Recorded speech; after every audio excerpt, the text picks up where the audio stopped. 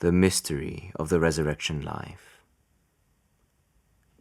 Paul makes this difference clear by means of a number of metaphors.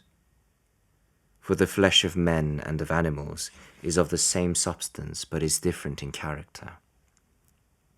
The stars have the same essence but not the same character. Thus we will retain the substance of our body, but its character will be changed.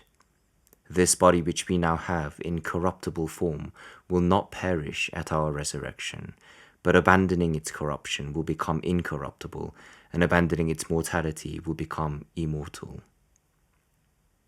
No obstacle, then, will prevent the Lord from rescuing from corruption all who have been devoured by death before the judgment day, by that same power which he demonstrated when he raised his Son. Those who at that time are still alive will attain immortality, more by means of a sudden change than by a natural form of death. Now because the prophecy will then be fulfilled, which foretells that death must be swallowed up in victory, Paul speaks at the same time of eternal life. Of its splendor scarcely a fraction will have been said, supposing every human tongue could utter all it knew. Although Scripture teaches that God's kingdom is full of light, joy, and happiness, everything which it tells us about it is far beyond our grasp, and is wrapped as it were in picture form until the day comes when the Lord appears before us face to face. Consequently, the prophets, unable to express in words the reality of this spiritual blessedness, described and portrayed it in more or less physical terms. Nevertheless, because our heart must be inflamed to love and look for it, we ought especially to fix our thoughts on this.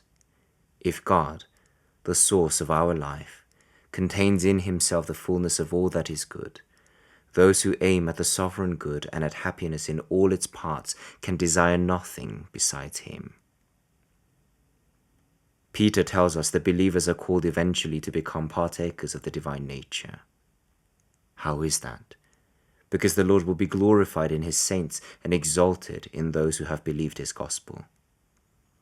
If the Lord is to share with the elect his glory, power, and righteousness, and indeed impart himself to them, we must recognize that all blessings are included in his grace.